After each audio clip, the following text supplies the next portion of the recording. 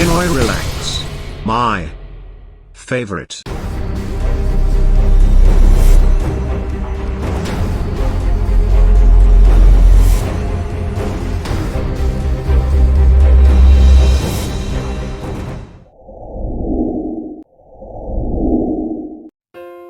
Ano nga ba ang pagmamahal? Ang pagmamahal parang magic. Yung bigla mo na lang mararamdaman para sa isang tao. May saya, kaba, at kilig kapag kausap mo o kasama mo siya. Mapatingin at makita mo lang siya, napapangiti ka na.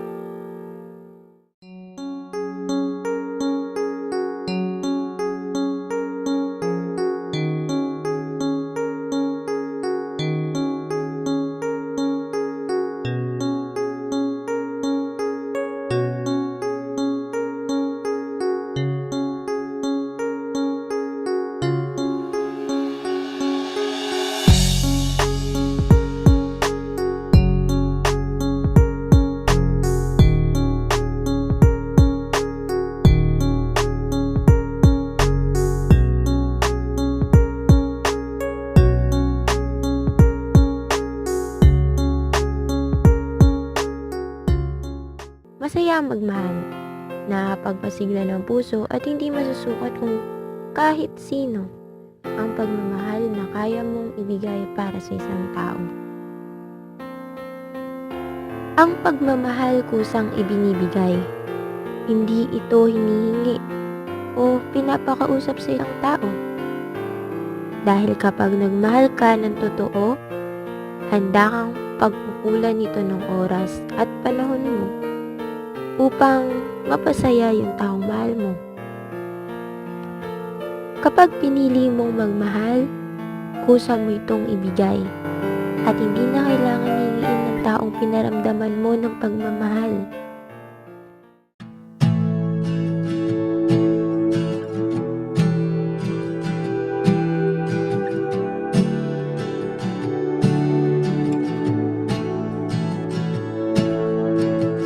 It's been a while since he has left. Had some time to self-reflect, so now I'm writing this to you. I'm really sorry in advance for every time I have to ask you if you might have changed your mind.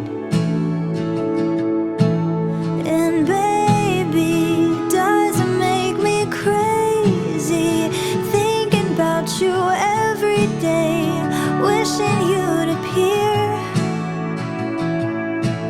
And maybe I'm losing it 'cause lately I've been writing love songs. Ang pagmamahal dapat totoo. Hindi ginagawang laro, hindi ginagawang biro. Normal na isipin mong sana siya na. Sana wala nang katapusan.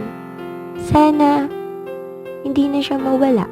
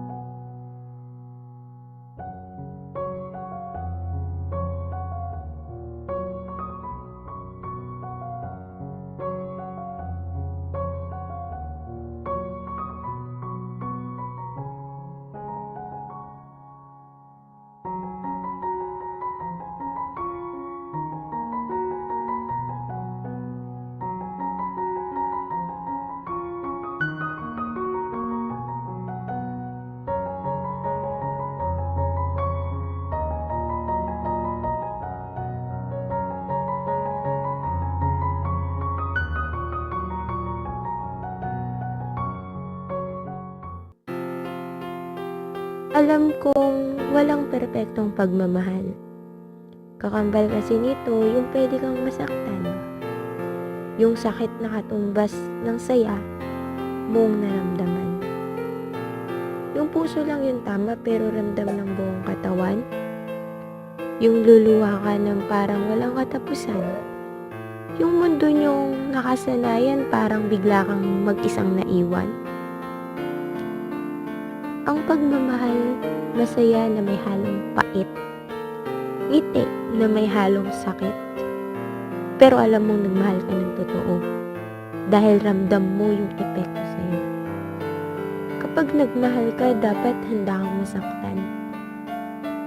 Magmahal ka, subukan mo.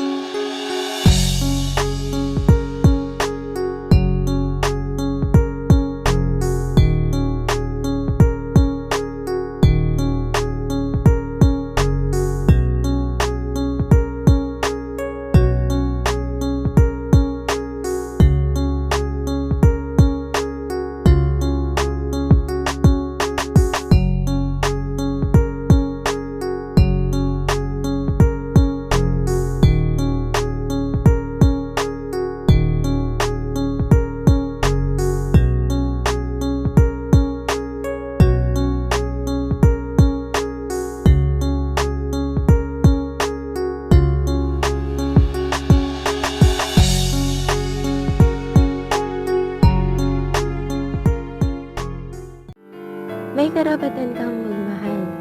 May karapatan ka ring mahalin.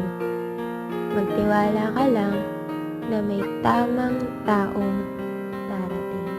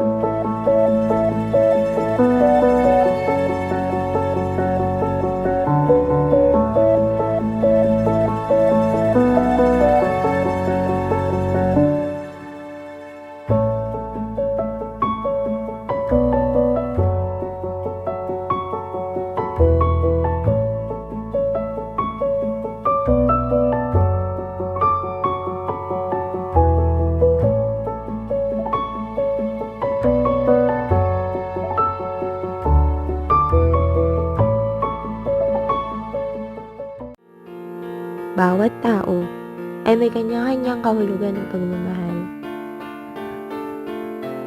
Pero wala bang perpektong pagmamahal sa mundo natin? May walang katapusang pagmamahal naman galing sa Kanya.